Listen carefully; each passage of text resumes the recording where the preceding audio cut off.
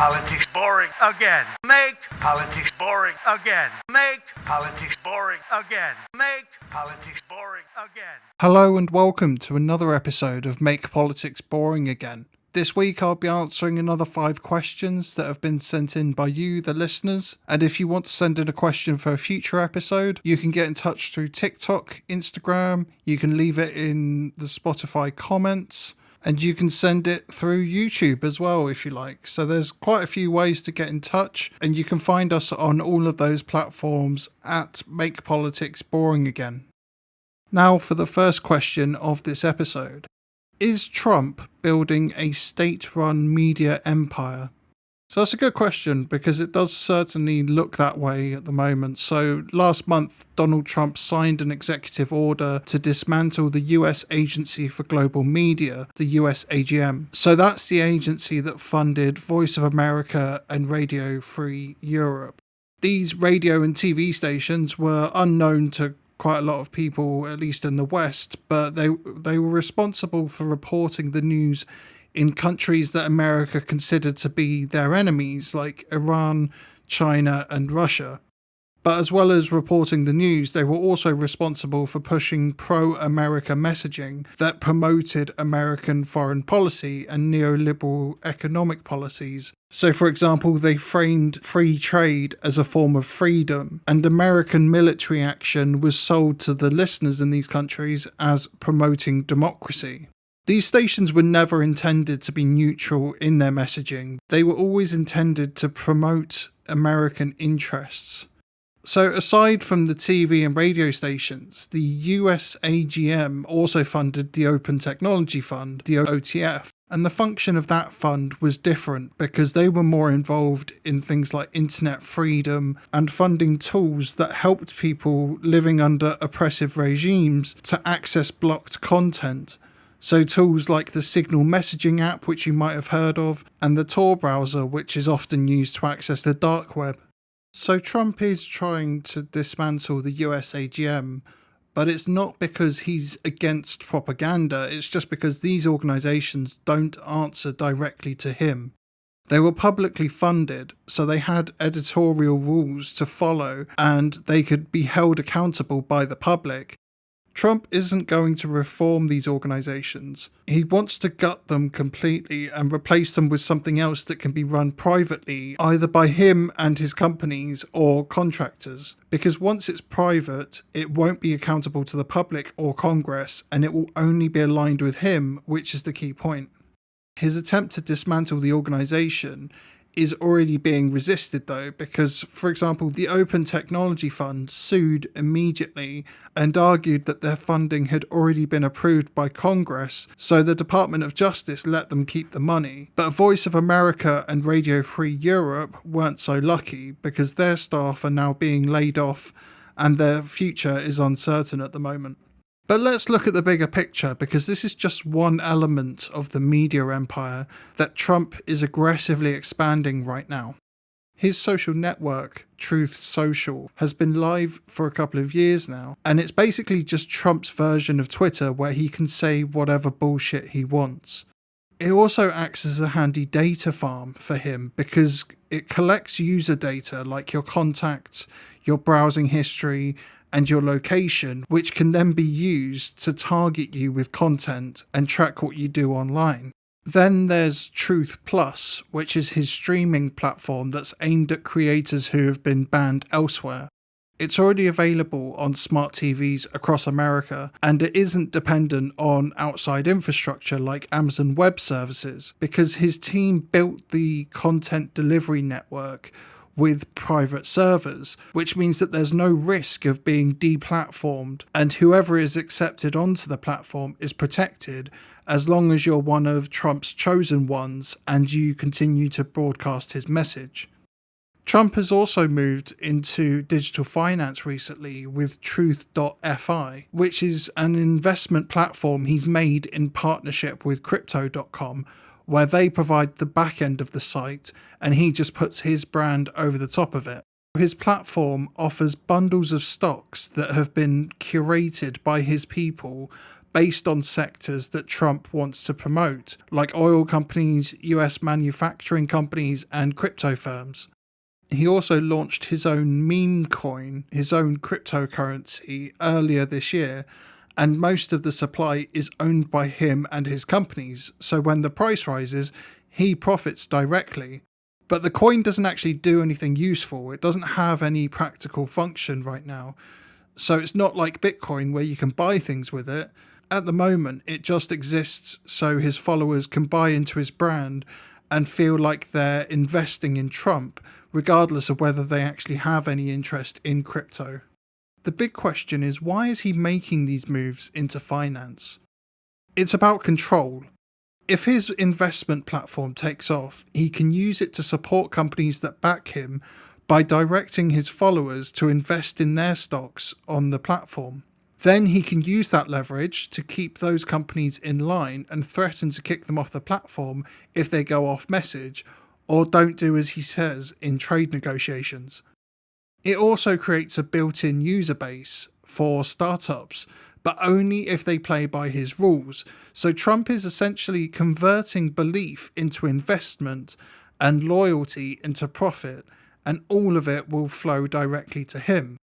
So to answer the original question, no, Trump isn't exactly building a state-run media empire, but he's building something much more powerful and dangerous than that, because it's not run by the state. It's privatized, it's digitized, and it's voluntary, which makes it harder to regulate and harder to resist. In recent history, the only real comparison to this system is the system that Hitler built, but even that relied on state control. Hitler had state newspapers, government censors, and police surveillance, whereas Trump has streaming services, social media platforms, loyalty investments, and meme coins. He doesn't force people to join, they opt in. They fund it themselves, and they wear their participation as a badge of honour. We have seen early versions of this elsewhere in the world, like in Hungary under Orban, in India under Modi, and in Brazil under Bolsonaro. They all followed the same playbook: discredit public media, replace journalism with influencers, turn political messaging into entertainment, and then make truth something you subscribe to. But in the United States, the difference is the scale of the operation and the amount of money behind it. So as you can see, dismantling the US AGM is just one element of Trump's plan to build a fully privatized, fully loyal media machine. He's not dismantling propaganda at all. He's just cutting out the middleman and streamlining it to make sure that the only voice being heard is his. So let's move on to question 2. Why is Canada heading into a snap election over trade threats? So Canada is heading into a snap election on the 28th of April, and it's been called by their new Prime Minister, Mark Carney, just a few weeks after taking office. To be clear, Carney wasn't elected. He became Prime Minister after Justin Trudeau stepped down because the Liberal Party stayed in power. So there was no general election, there was just an internal handover of power. If you haven't heard of Mark Carney before, he's a former central banker who ran the Bank of Canada and the Bank of England, and he's spent decades managing money for the richest people on earth, and now he's running Canada. He claims that this election is a response to Trump's new 25% tariffs on Canadian auto exports because the tariffs hit a major part of the economy. So he's calling this the most significant crisis of our lifetimes. But this election isn't about protecting jobs or even standing up to America. It's mostly about him wanting to get a mandate from the people and to get their approval so he has full power to make the economic moves that he deems necessary to calm the market and its investors. It's the same move that Theresa May made in the UK a few years ago when she used a crisis to gain more control. In the same way, Carney's not challenging the system that caused the crisis, he's just managing it. Because his job is to keep Canada in line with the interests of global finance and the United States government. The main aim of Trump's tariffs is to warn Canada, because their economy depends on access to America's market. So Trump is reminding them who's in charge. He's showing how one policy change can collapse an entire sector. It's a good example of how power works in the modern day, because you don't necessarily need bombs and tanks to keep a country in line. You can just weaponize trade policy. If you've been following this story over the last few weeks, you'll already know that this didn't start with the auto industry. Trump's already hit the Canadian steel, timber and dairy industries with tariffs since he's been back in the White House. Mark Carney has focused on the tariffs on the auto industry because it matters more politically, because the industry supports hundreds of thousands of jobs, especially in Ontario. It's closely tied to unions and the middle class. That's why this is being sold as a national emergency. It's not because it's the worst sector that's been hit, but because it's the most useful one politically. So Carney's response isn't to push back, it's to show the markets that Canada is still stable and under control. That's who the election is for, not the public or the workers, just the investors. He's also pitching new policies like a $2 billion auto fund, new trade deals to reduce dependence on the United States, and a climate plan.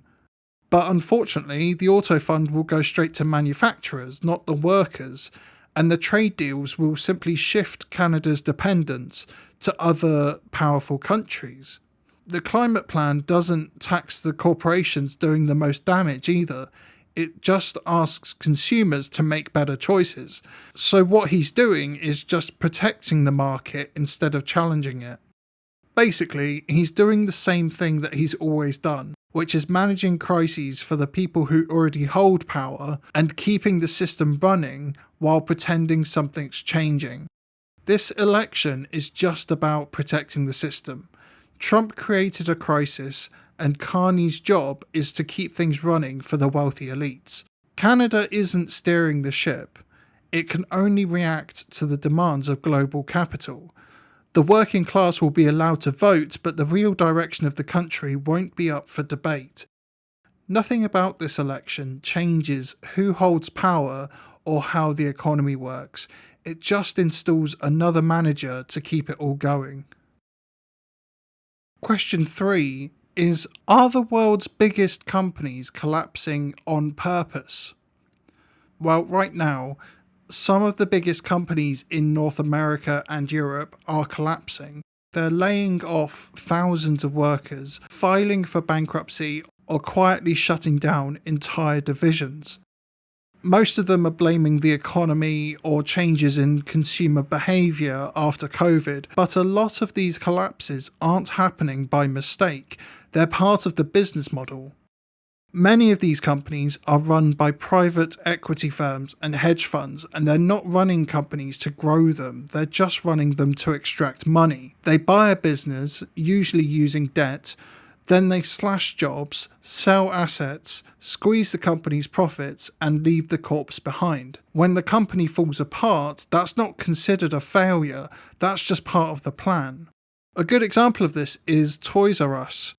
The narrative at the time when they were starting to fail was that they were destroyed by Amazon, but they were actually destroyed by a private equity takeover worth $6.6 billion. Their debt wasn't from a drop in sales either.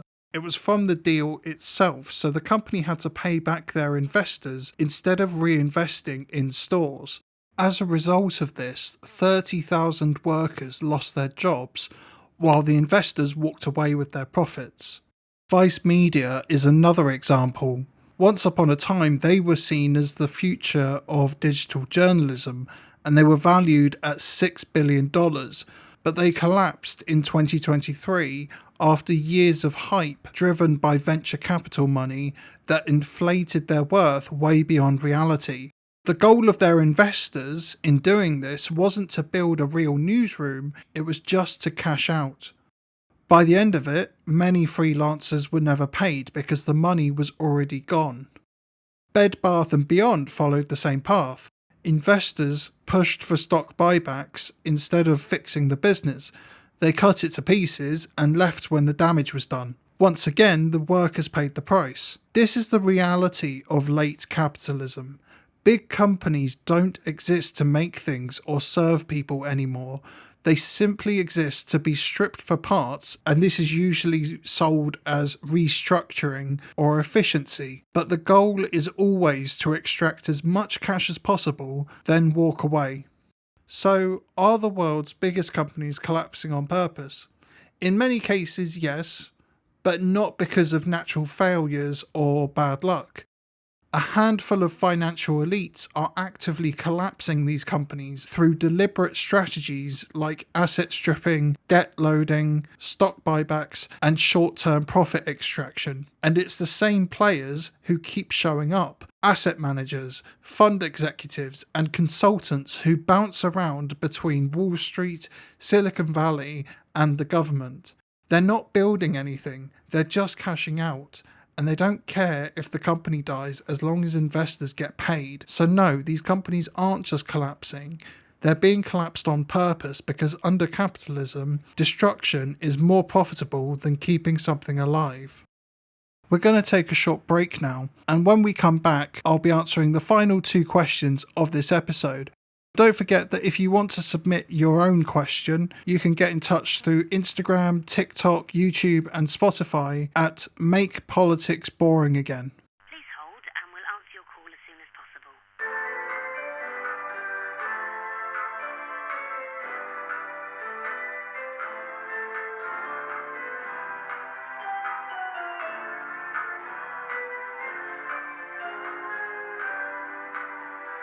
Make politics boring again. Make politics boring again. The 4th question of this episode is, has diversity in education been turned into a scapegoat? This is quite a timely question because you've probably seen a lot being mentioned in the news about diversity, equity and inclusion programs, otherwise known as DEI. So in January, Trump signed an executive order to eliminate diversity, equity, and inclusion programs across all state-funded institutions.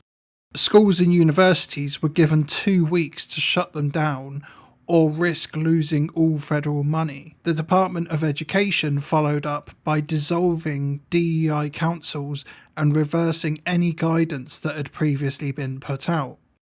As usual, Trump is selling this as a move to end wokeness, whatever that means, and as a way to ensure that students are judged on merit and not on quotas. But that's just media spin, and the whole concept of meritocracy is bullshit anyway, but that's a whole other podcast episode. So anyway, this isn't about ensuring fairness in education, it's about Trump tightening control over what people are allowed to think and learn.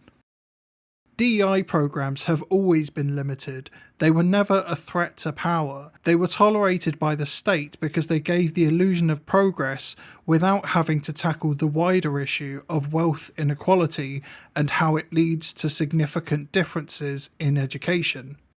But now these DEI programs are being turned into scapegoats because they're a useful target in the right wing's culture war. Behind that culture war is a class war. Their real goal is not to restore neutrality to education at all. It's to make sure that universities only promote one ideology, which is pro-business, pro-America, and pro-hierarchy. We can already see how this is playing out in Florida under Ron DeSantis. He banned DEI programs in public colleges, and curriculums were rewritten to suit his agenda.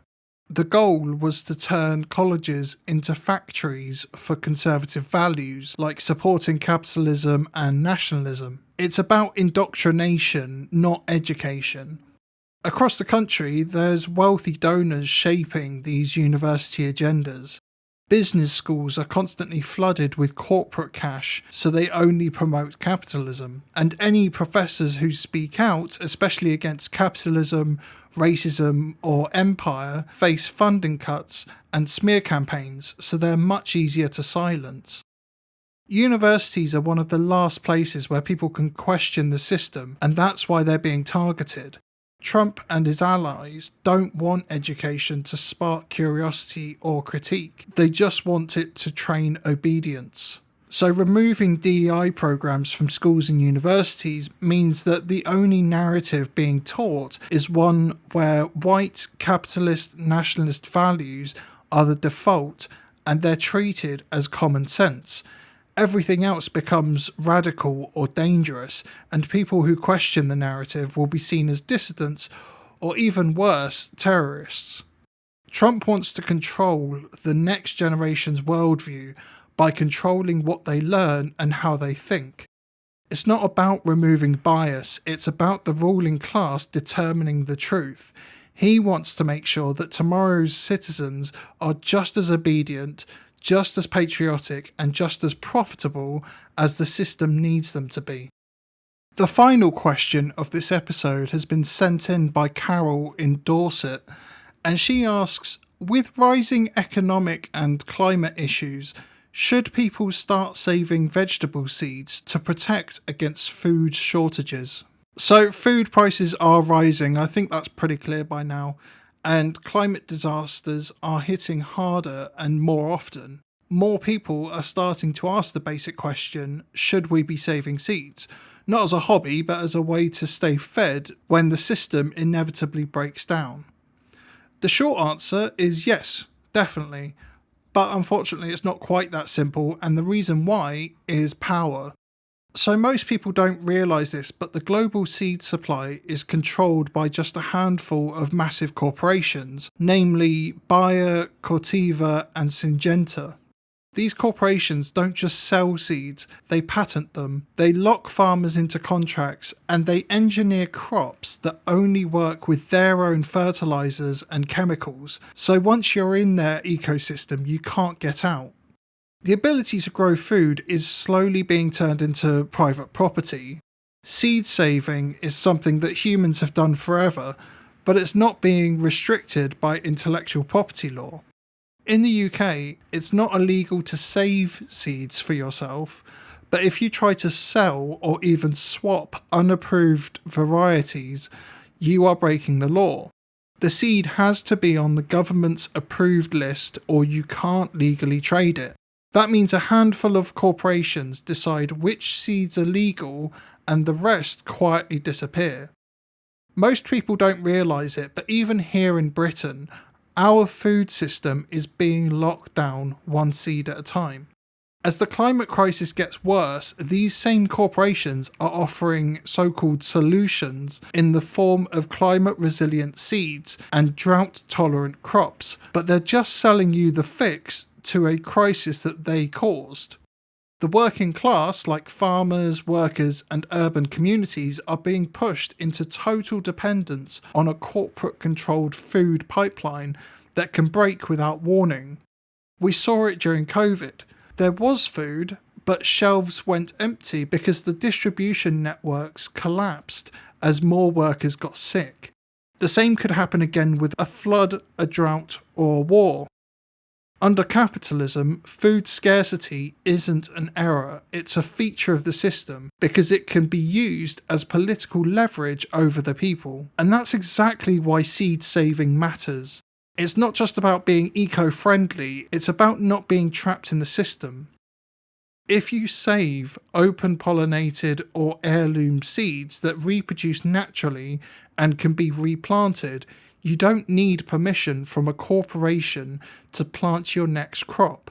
You're protecting biodiversity and you're protecting your own autonomy in the future. This is already happening in places like India, where groups like Navdanya are fighting to protect their seed rights. Urban farms and community gardens are popping up across Europe and North America, sharing their knowledge and their seeds. People are starting to build food systems that exist outside of the supermarket and outside the logic of profit. If the corporations and the wealthy elites control the land, the water, the transport, and the genetics, then hunger can be turned into a weapon. So start saving your seeds immediately. That's all we have time for today, but thank you once again for listening. I really do genuinely appreciate it. If you want more insights into current events, you can subscribe on here, and now you can also follow me on Substack, where I write articles and essays about current issues, so you can find me on there at Robert Caple. Thanks again for listening, look after each other, and see you next time.